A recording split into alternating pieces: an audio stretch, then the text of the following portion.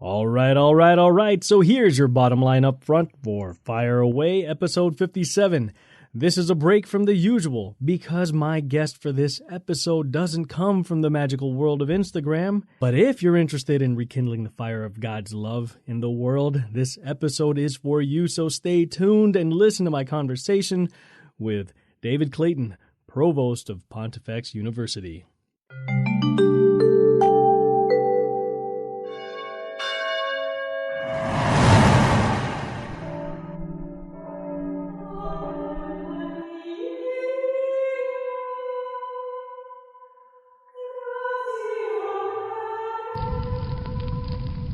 Welcome.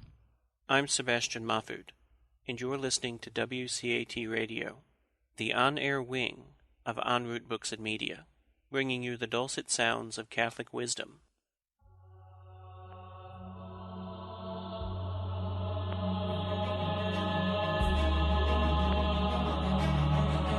What is your profession? Saddle up. Lock and load. Domine Patri et Filii, Spiritus Sancti. Ladies and gentlemen, boys and girls, welcome. You're listening to Fire Away with Carlos Bersabe, brought to you by Catholic Ammo, En Route Books and Media, and WCAT Radio, where we're locked, loaded, and ready for battle with today's hot topics. Howdy, everybody. This is your host, Carlos Bersabe. You're listening to episode 57 of Fire Away. If you haven't already done so, please subscribe via iTunes or whatever platform you are using and give us a great rating and review. It is truly appreciated and it really does help a lot. So let's do a quick recap. On last week's episode, we had a high-octane conversation with Rocco from Instagram's @MillennialCatholic. Make sure you give him a follow. And boy, was that a fun-filled episode. So make sure you listen to it. But listen to it after this one, because today we have David Clayton from Pontifex University. So David Clayton is an artist, a writer, a teacher who grew up in England and is a graduate of Oxford University. He is the provost of Pontifex University, a visiting fellow at the Thomas More College of Liberal Arts in New Hampshire, and has an international reputation as a painter, with major commissions in both the UK and the US. Mr. Clayton is the founder of Claritas, the Journal for Catholic Culture and Arts, and is a regular contributor to the New Liturgical Movement website. In addition to his writings, he has published 2 books about the connection between sacred art, culture, and their connection to the liturgy. Professor Clayton is also the creator of The Way of Beauty, which is about the culture in the broadest sense of the word.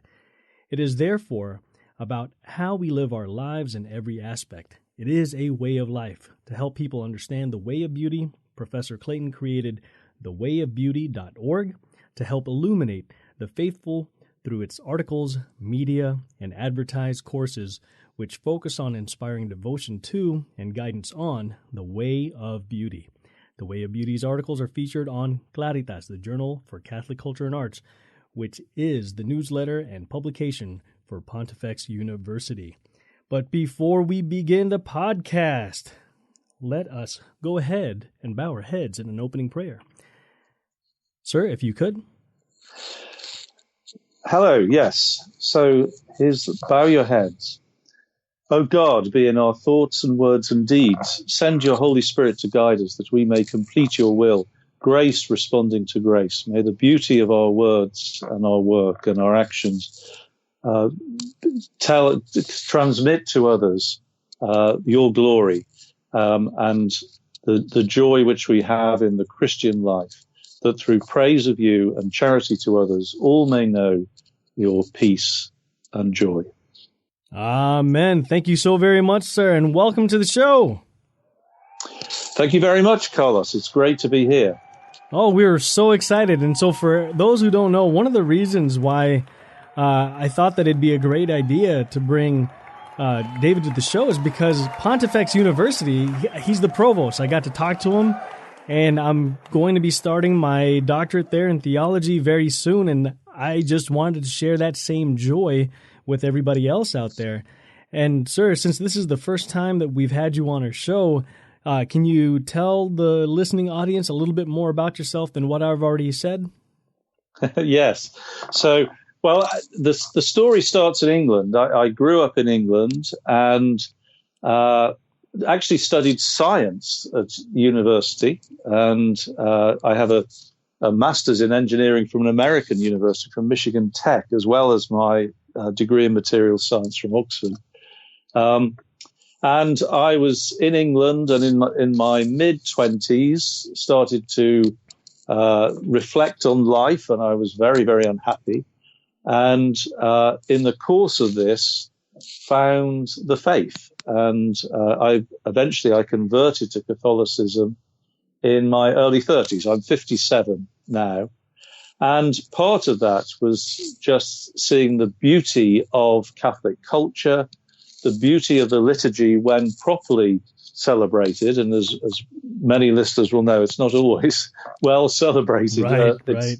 But when it's done well, and it's, for me anyway, is one of the most moving experiences, particularly as a church in London called the London Oratory, or also known as the Brompton Oratory, which has a wonderful choir and is a church in a neo-Baroque style in which everything is designed to work with the worship of God in the Mass. And I just stumbled in there one day, and I saw sunlight coming in through the windows, and in the sunlight I could see the incense rising up to the ceiling. And later on, when I read about the incense being like the prayers of the saints, I remembered that image I'd had. And so I think I was about 31 or 32 when I converted. I was received into the church. And at that point, I had a sort of amateur interest in art, but because of the impact of the beauty of the culture and a very strong sense that the church was really neglecting it in the present, that everything that I saw was part of its past, but not real, was barely part of its present, if I can put it like that. I decided I wanted to contribute to it as part of my mission for the church. And so I started to look into being an artist. I just wanted to paint, and I couldn't find anywhere to train. I didn't know where to look. And so I started to do my own research and teach myself, and decided that not only was I called to be an artist, but perhaps to try and rejuvenate the education of Catholic artists, and then also form people in general to contribute to the evangelization of the culture. And this is where the Way of Beauty came from. I realized that this is something that can touch every aspect of the Christian life, and that when we are living our faith beautifully and gracefully and joyfully, then that is what draws people to the faith and will, I hope, enable the church to grow. And so that is the foundational impetus, if you like, for everything that has come out of that. So something like 10 years ago, I went to Thomas More College of Liberal Arts in New Hampshire. So I moved from the UK to the US, and I had a position there as artist in residence. And that's when I started to write for the New Liturgical Movement, and I started my blog, The Way of Beauty, and started to devise courses and write books about what I'd learned. And then it'll be 4 years ago in October, I moved to Pontifex University because I'd published a book called The Way of Beauty, which at that point was the encapsulation of my ideas about how artists can be trained and the spirituality of beauty, that how we can be open to inspiration and be creative in the Christian tradition. And the people at Pontifex said they were looking to create a new online university that was faithful to the magisterium, and they wanted the first program to be a Master of Sacred Arts that conformed to the vision that I'd laid out in my book, The Way of Beauty. So, of course, I jumped at it, and that was the first program, which was created about 3 years ago. Then the next program was this doctoral program, which you've enrolled in. And again, this is consistent with the broad vision of the institution, which is to offer an authentic Catholic education at an affordable price, and in such a way that we don't compromise on standards. So you are going to be rigorously tested, Carlos, as you go through this. But as you're aware, we make it affordable, and it's easy for people who are in different stages of life to come in and study. And my personal goal is really to establish an education, a Catholic educational world, if you like, which sits outside the current mainstream, which is at the moment, we have fee escalation, which is absurd. People building up massive loans for degrees which don't enable them to get jobs to repay it. I think the whole thing is about to collapse, but also because it's so tied to government money and federal funding, it is all of that mitigates against a Catholic worldview. I'm not saying that it's sinister or intentional, but to be neutral, as many people would see it, is actually to be against the faith. You can't be neutral. You're either for God or you're not. Right. And so this continually chips away at the Catholic content in our universities. And we've seen it happen. We're all aware of universities, in inverted commas, in the Catholic tradition. And there are new universities that have been established that are bucking the trend, and we're part of that. And our goal is to be online, and so that really makes it affordable and flexible. That's the thing, but without compromising standards. And that's really where we are today. As we go forward, we aim to increase the programs we have and to have undergraduate programs. But the ethos behind this goes all the way back to that initial offering, which the Master of Sacred Arts and the Way of Beauty, that really underlying this is a spirituality, if you like, a vision of formation, which is a supernatural formation in Christ, which is part of the education and forms us all as evangelists for Christ, just by living our lives, regardless of the subject that we're studying, I would say. Right. And you bring up so many great points, and I'm really excited to be a student of your institution. You brought up the concept of rigor and then also being online and flexible, which kind of brings me to the topic that I wanted to broach in this episode, because for me it's very, not necessarily, I'm not going to lie, I am a nerd. I do nerd out about the Catholic faith, and I'm not saying that everybody has to be a bookworm necessarily. But in today's world, we're theoretically more connected now than we've ever been before in human history, where literally communication can happen at the speed of thought.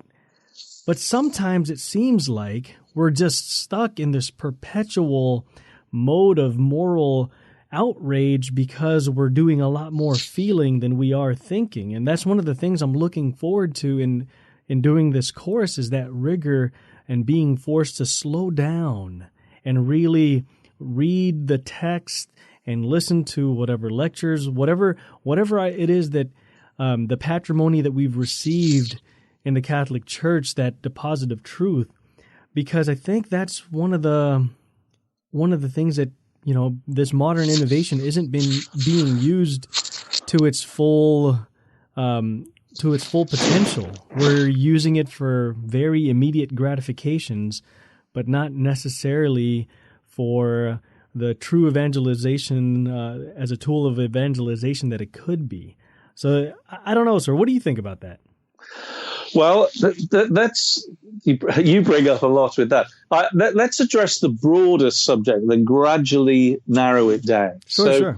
So the initial point is this scenario of a society of people who are more connected in some ways, but personally disconnected in a sense that there's an isolation of unhappiness, even though everybody's connected on Facebook and communicating. And so there's this white noise of transference of information that is not heart to heart in an authentic way, which is what you seem to be describing.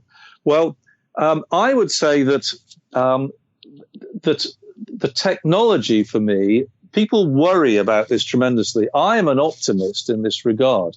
It can be misused.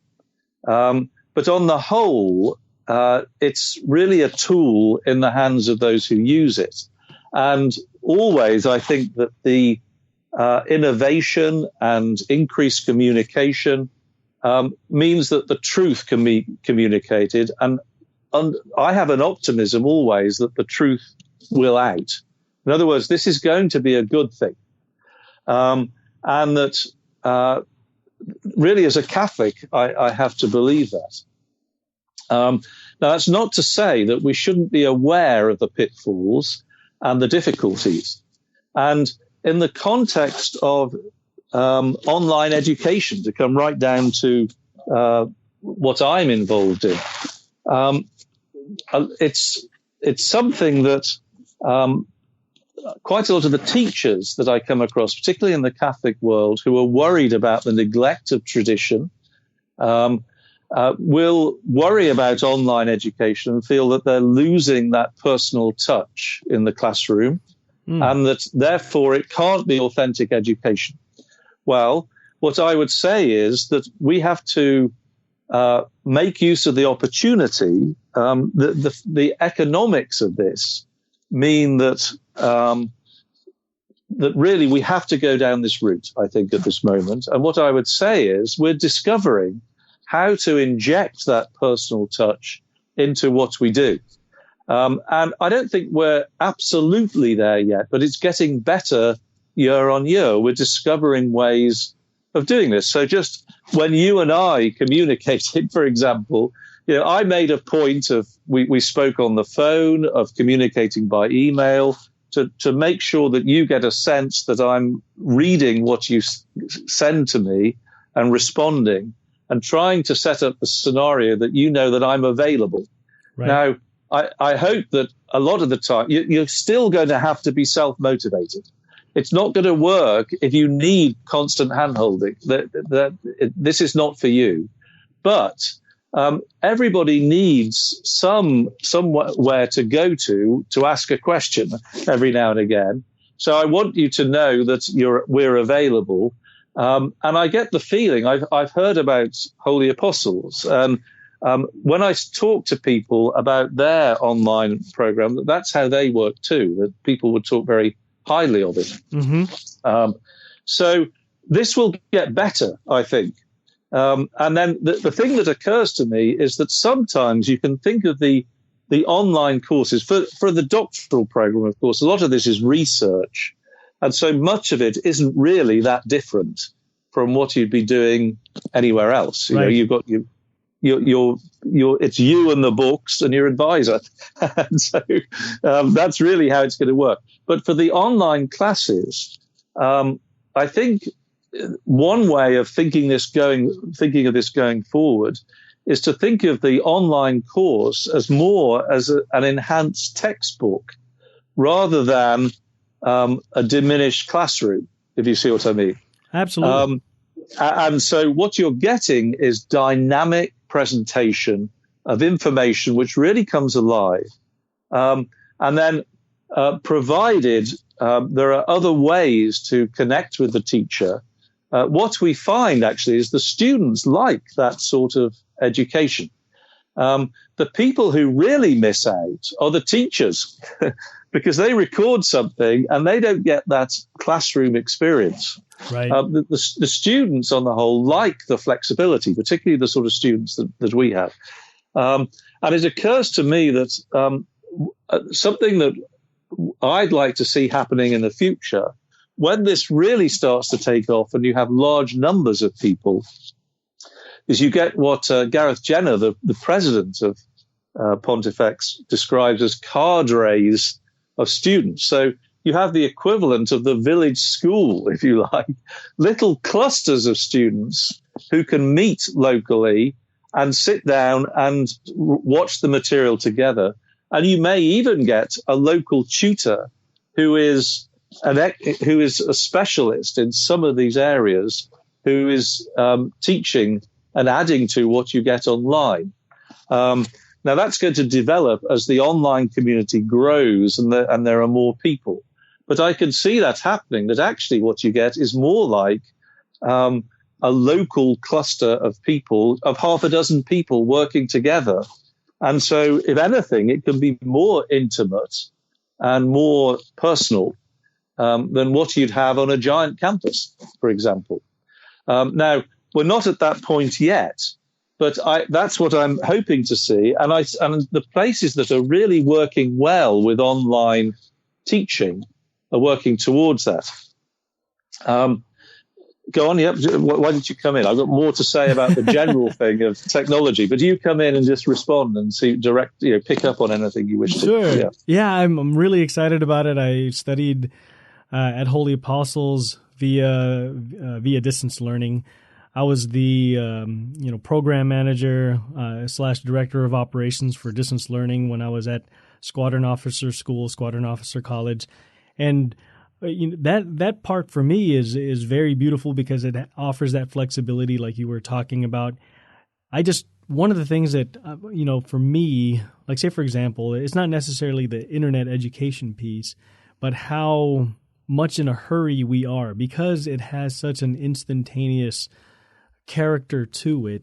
These electrons firing off at the speed of light or whatever speed they're firing off to get one bit of data all the way to across the other side of the world.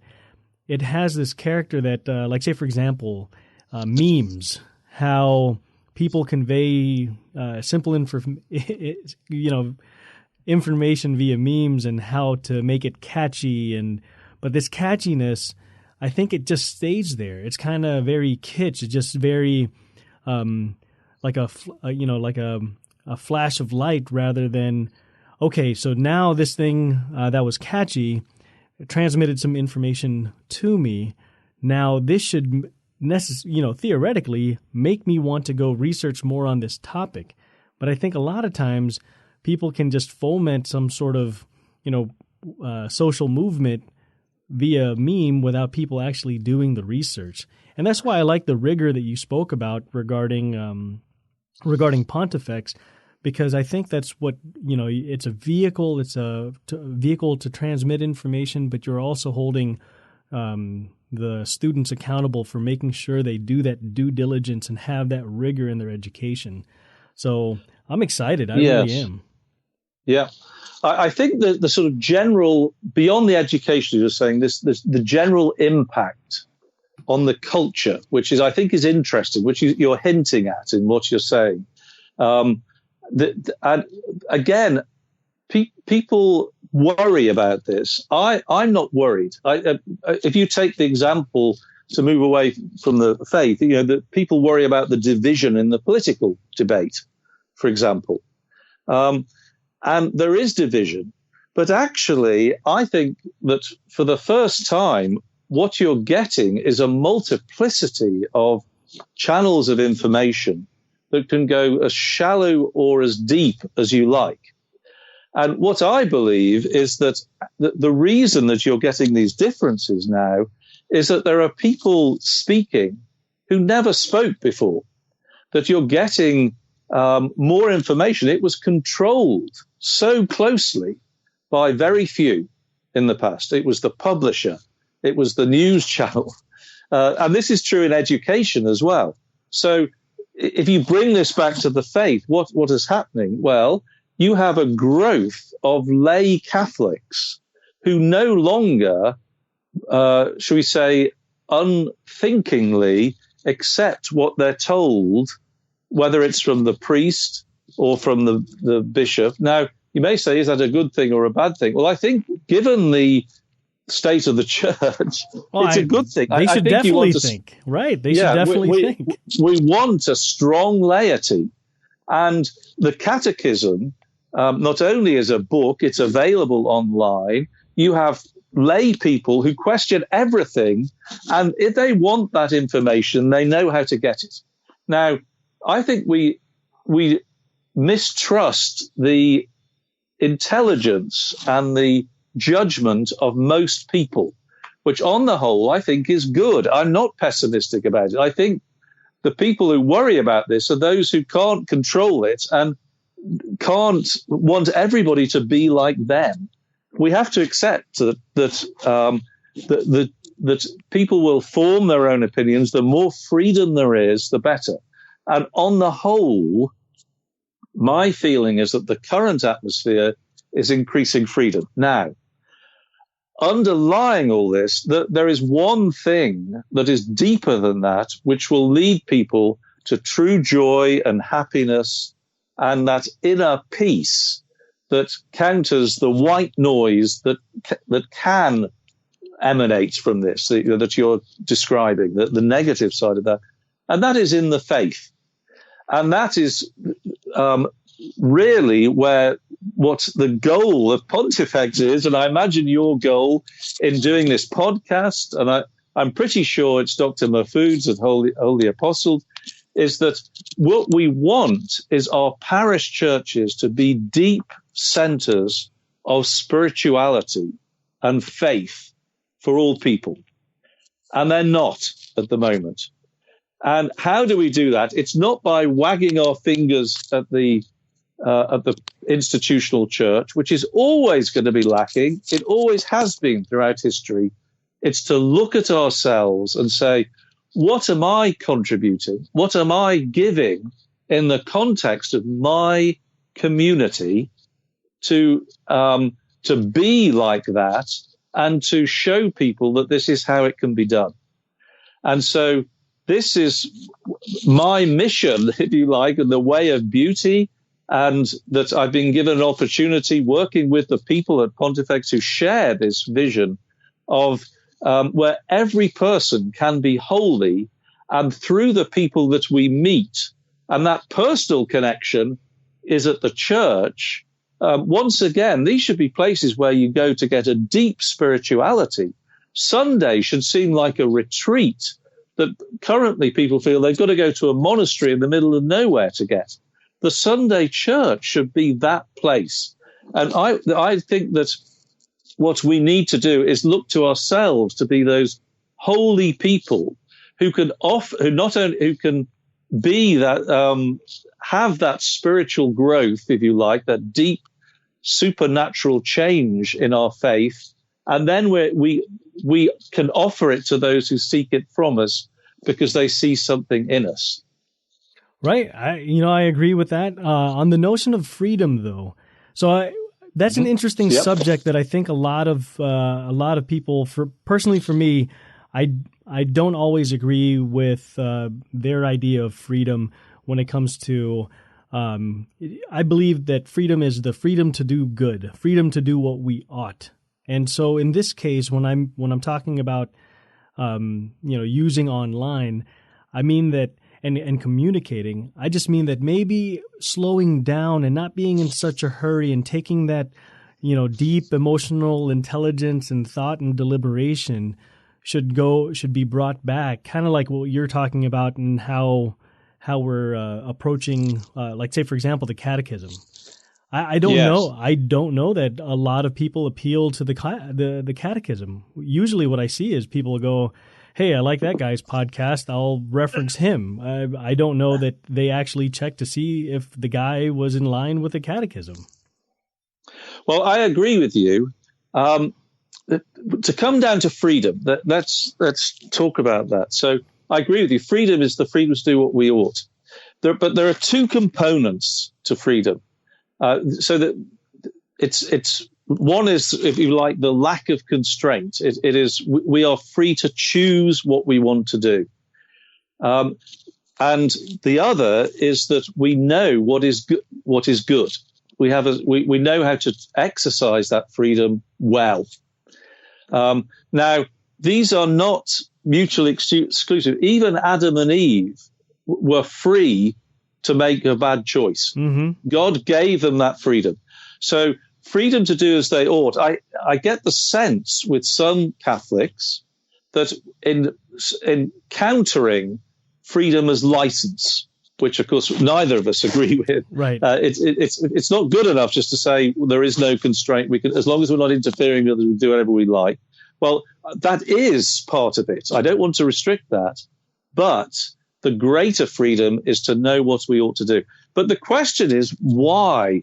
What is going to motivate people to find out, to go beyond the argument from authority, if you like, or the authority of the podcast, and look to the authority of the church, and to look to a well thought out reasoned argument? And again, it comes down to us, me and to you. So if I'm if I'm expecting people to be bludgeoned, if you like, I'm talking about myself. I'm not saying this is what you're saying. Okay. By rational argument, I'll get nowhere. That only works once people want to know what I have to say. How do I motivate them to do it? It's the beauty of my life. And ultimately, what causes that to shine out, it's the joy that I have in my Christian faith. And the onus is on us to be happy. And this is, Cardinal Ratzinger, as he was, before he became Pope Benedict XVI, wrote a little paper on the new evangelization. Mm-hmm. And he said the new evangelization is showing people how to be happy. And so each of us has to ask ourselves, am I happy? Is that what the faith is giving me? If not, why not? Because that is the reason people aren't becoming Catholics, is because they don't see the joy of living in Catholics, that we're too miserable. And right. The faith offers that joy. And so the quest for evangelization, for people to get deeper into that faith, how do we motivate them to want to do it? Well, the reason that I wanted to do it was I saw one or two Catholics who were happy. And I looked at them and said, I want what you have. Mm-hmm. And I knew the answer was in the faith. Now, if people are not approaching me and saying, I want what you have, the problem is not in them, it's in me. And I realized that as soon as I got into the church, it's a continual process of getting deeper into the faith. And so this is a joyful journey. This is not a rod to beat people with, or if I'm not happy, you're at fault, if you see what I mean. You should be happy. This is a positive reinforcement process. It's an upward spiral, not a downward spiral. There is joy in the faith. The church fathers, all the spiritual direction they have, the early church talks of this wonderful joy. And this is what we need to rediscover. So it doesn't mean discarding the things we ought to do, but it means motivating people to want to do what they ought and to exercise that freedom well.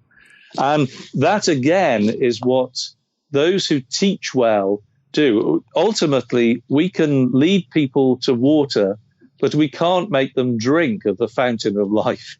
They have to want to do it. And that's something that is between them and God, but we can be examples that demonstrate to people there is something worth having. It's not just about understanding.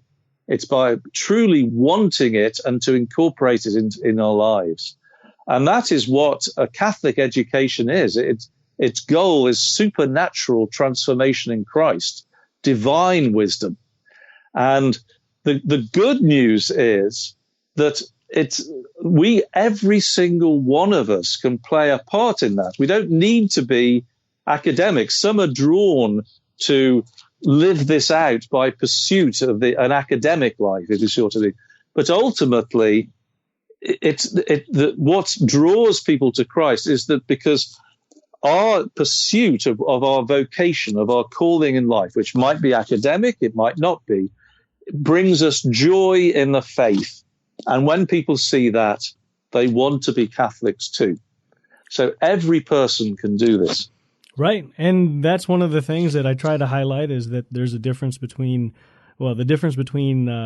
evangelization and catechesis is that in evangelization, you're preparing that person for that catechesis, and you necessarily have to make it, for lack of better terms, palatable, something that they are going to want to engage in. And, Archbishop Barron uses the true, the good, and the beautiful.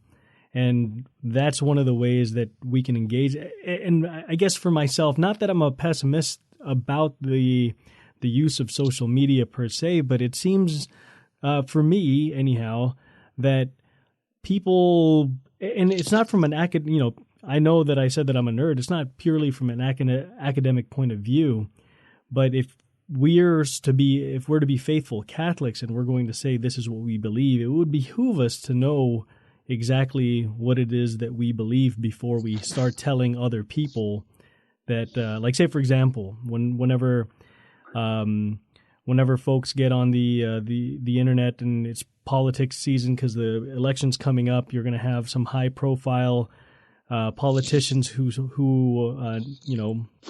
call themselves Catholic say that abortion is okay, and you're going to have other people go, well, they're in a position of power. They said abortion's okay. They're Catholic. I'm Catholic. Therefore, abortion's okay. My response to that is that while ultimately I don't want anyone to say abortion's okay, but I have an innate belief that the truth will out, that ultimately those who are searching for truth, they'll find it if they want it. And that it is better to have the freedom and people saying wrong things and bad things than to be seeking to restrict it in order to direct it to what we think people ought to be saying.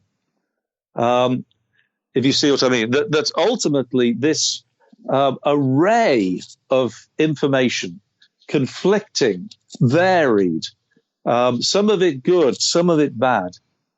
This is a good thing because ultimately, always, I believe the best rises to the surface. So I'm not worried about this.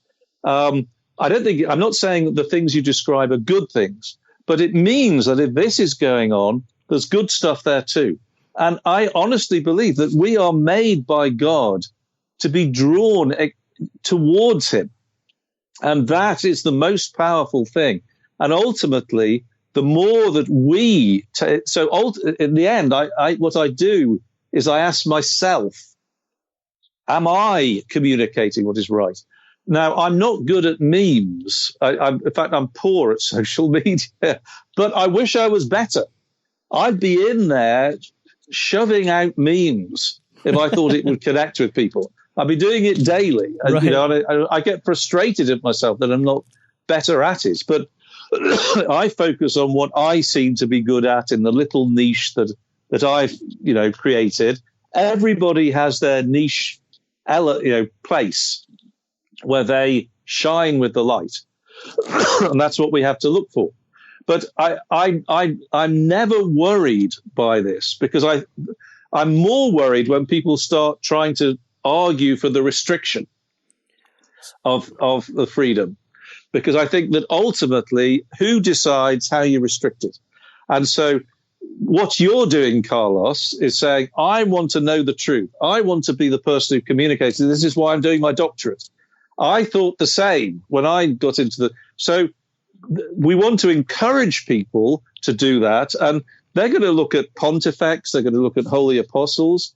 And then some people will look at places that are offering a distorted vision. And some will go there, some will go here. But the more that we are free to say what is right and good, because we are right, Right. You see what I mean? We've got the truth and the good, and what is good and true and beautiful with us. It will out. That's all we need. And I think that's one of the places where Pontifex University is really going to help me and others in their growth, is because, great education at Holy Apostles College and Seminary for those who want a bachelor's or master's. Definitely check them out. Wonderful place, wonderful instructors, and Absolutely. that's one of the things that I think, like meeting the other people who necessarily take that time, and that I'm not for restricting the freedom on the internet either. I just would like for folks to realize that we don't have to be in a hurry, because if we're gonna see the beautiful, right? If we're gonna see the beautiful, then it's the old adage of stopping and smelling the roses, or take the time out of your day to, just like you mentioned on Sunday. Well, what about every day? Just take the time out and really slow down and appreciate the beauty that God has given us.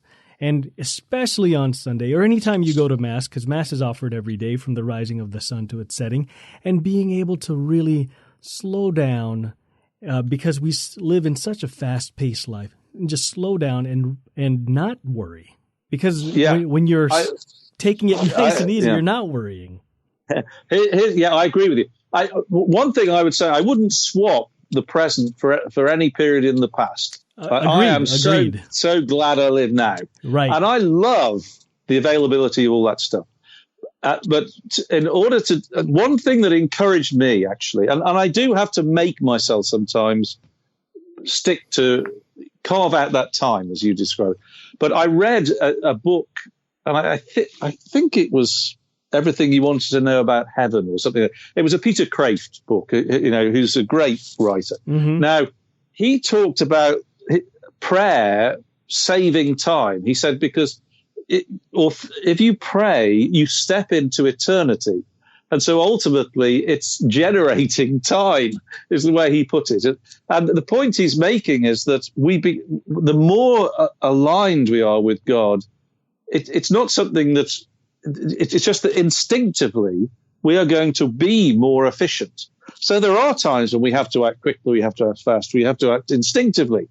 And that is the pace of life. And I have to say, on the whole, I like that. It's exciting. It's interesting. I love the stimulation. There's so much more to do now than there used to be. I think it's great. And I'm not worried about any of this. It can be misused, but the thing that anchors me, shall we say, in the way that you describe, and this is something that I always talk about in all my courses, ever since I got into teaching, is a spirituality that is liturgically centered, a liturgical piety. So it has divine liturgy or the Sunday Mass, and then the liturgy of the hours, mm-hmm. praying the Psalms. That and the general instruction of the liturgy of the hours says that its purpose is to sanctify the day. So, in other words, that does to us exactly what we want, what you're describing. And it happens, fortunately, despite ourselves. But I always try and I remember that thing that Peter Kreeft wrote and say, well, if I put aside that time to pray the Psalms in the morning, in the evening, and what happens is actually over the years, I was introduced to this by one of the fathers at the Brompton Oratory when I was received into the church. So, I don't know, 20-something years ago now. And I just loved the Psalms. And what has happened is that my life over the years has gradually evolved so that it orders itself to the prayer. So that rather inserting the prayer into the day, my day is inserted into the pattern of the prayer. Right. You see what I mean? Yep, the right economy of faith, absolutely. And that has happened, and I want to stress this, despite myself. It's just happened to me through and I began by trying to do morning prayer when I got up in the morning, and if I wasn't too tired, at night. And I very often didn't manage that.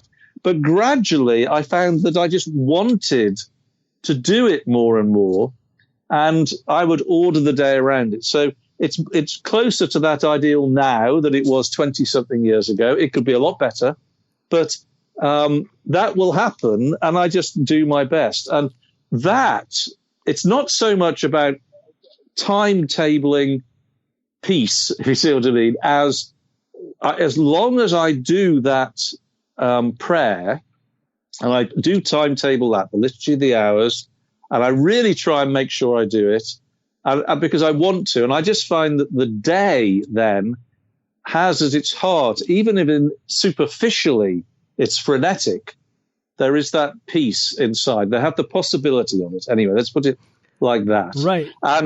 And my books are geared towards that. So The Vision for You is a book I wrote about my these spiritual exercises that were given to me and ultimately drew me to the faith 30 years ago now by a Catholic. I didn't know he was a Catholic.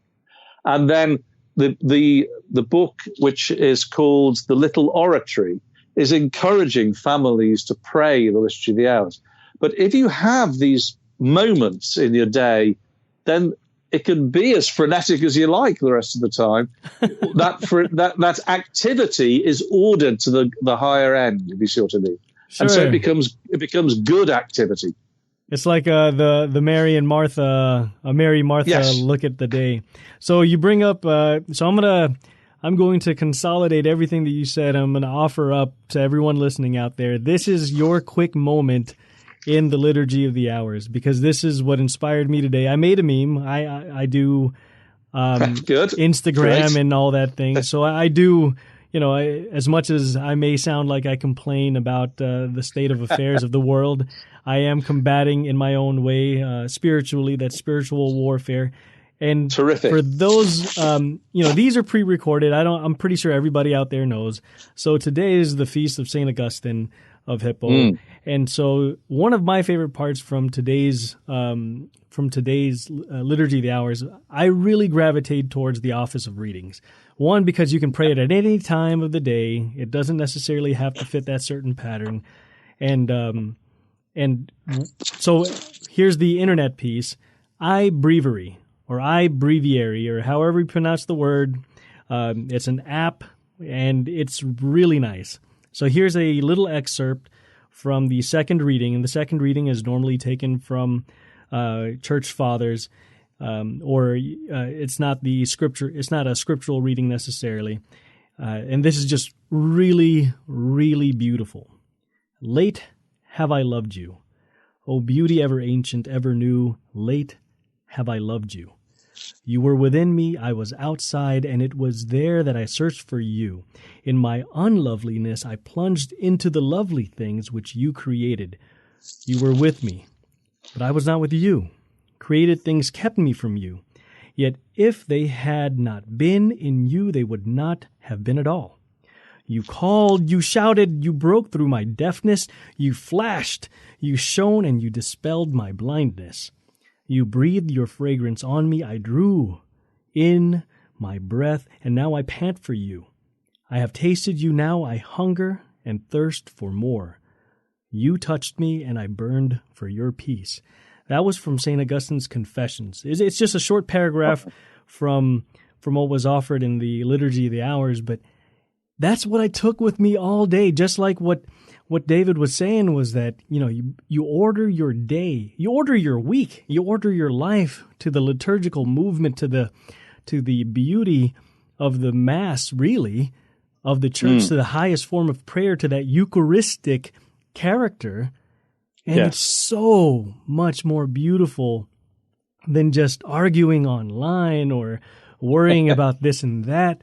And you're able to express your faith more freely using the word freedom there, because you're no longer arguing. You're just, stating the truth. No one can argue against the truth.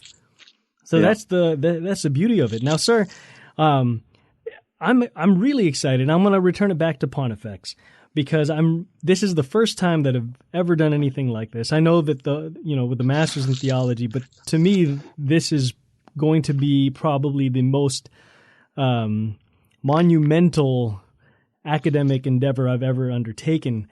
So for anyone out there who's interested in doing what I'm doing, what are the things that they can expect? Like I know that I applied, but once they start the program, how long does it take? What kind of activities do they do? What kind of resources are they provided for their research?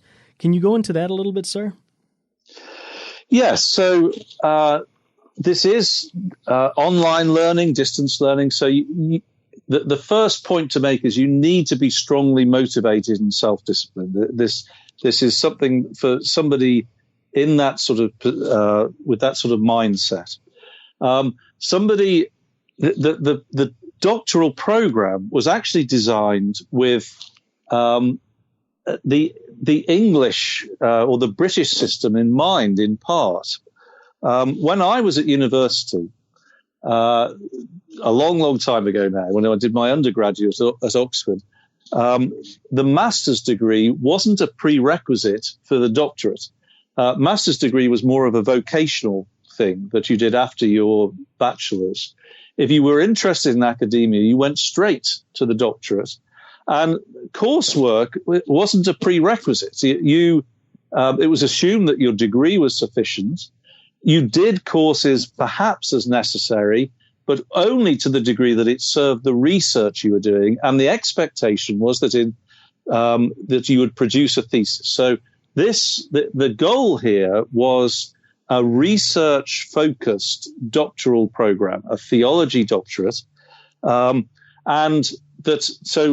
if you have a master's in theology, that will constitute the necessary coursework. If you're coming to this fresh, you would enroll for a master's in theological studies because you do need some background in theology before you go on and do the research. Okay, so what we have is a sort of hybrid. It has this British system in mind, low coursework, high research, expectation of strong self-discipline, and through that you have high quality work emerging.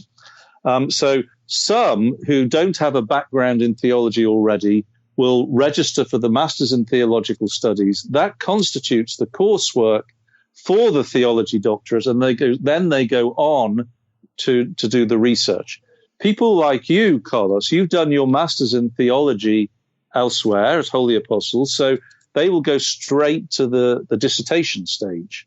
And we had in mind here also priests who'd done an STL, which is really everything but the dissertation for a doctorate. And so the thought was that they are in their parish.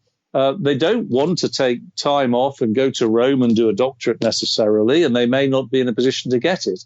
But they're interested in academic research. And so with this, they can come straight in to the dissertation stage. And so they can expect to, they will find an advisor. The first step after the coursework, and they may be exempt that if they do the Masters in Theological Studies, that will be their first stage, will be the required coursework. But then when they go on to the research, you produce a thesis proposal with your advisor, and then after that, you write the research. And the resources that are available to you, we direct you to all the online resources which are available to anybody, and we help you to find that, which, of course, in the world today is immense. But so through that, we expect people to be emerging after, well, there's a minimum of 2 years, we say, of that spent on the research. And typically, I think 5 years was the maximum. But that's what we expect. And the goal here is high quality, rigorously tested dissertations of about 50,000 words or something like that. So this is a significant piece of work. It's deliberately low coursework, high research, and it's for people who really want to get deeply into a subject and are in a position where they're at home, they may be doing other things, and they want to focus on this and really excel in one area. Awesome. I'm excited. Just like you used the word earlier, adventure, I'm excited to embark on this adventure. And believe it or not, we've come to the point in the show where it's time for the saved rounds or parting shots. So if there was one thing and just one thing that you wanted our listeners to take away from our conversation together here today, what would it be, sir? Okay. So aside from those contact positions for the wayofbeauty.org, which is my blog and contact and blog and podcast, I have my own. I'm going to be posting this, by the way, on there. And then to go to Pontifex University, that's www.pontifex.university. So that's where you can find out more information about the theology doctorate and the Master of Sacred Arts.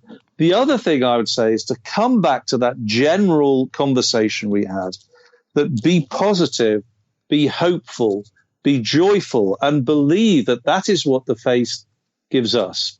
And if it isn't, find somebody who is like that and ask them what they have that they can show you. That's what I did. I asked Catholics, what have you got that I haven't? And they knew it. They knew where they were getting it from. So that is, and if you aren't one of those people, aim to be one of those people who people come to and say, what have you got that I haven't? Because I want that. Right on, sir. Thank you so much. And with that, the music that you hear in the background is our musical cue letting us know that we're out of time for this week's episode of Fire Away, brought to you by Catholic Ammo. Many thanks to all who are listening, and special thanks to our guest, Professor David Clayton, Provost of Pontifex University. Thank you so much, sir, for joining us, and I hope you'll join us again in the future. For a quick recap. It was a pleasure. Thank you so much. Thank you, sir. For a quick recap on episode 57, we covered so much in a little bit amount of time. We started with getting to know David and his journey back to the church, moved to learning about Pontifex University, all sandwiched in between the true, the good, and the beautiful.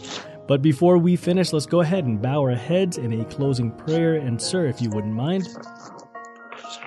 Yes. O Heavenly King, Consoler, the Spirit of Truth, present in all places and filling all things, the treasury of blessings and the giver of life, come and dwell in us, cleanse us of all stain, and save our souls, O good one. Amen. Amen. For more thought-provoking, soul-enriching content, follow me on Facebook, Instagram, and Twitter under @CatholicAmmo. Again, that's @CatholicAmmo. And be sure to check out more Fire Away at wcatradio.com/Fire Away. With that, this is your host, Carlos Bersabe. Until next Friday, or whatever day I can squeeze an episode in, keep mission focused and stay locked, loaded, and ready.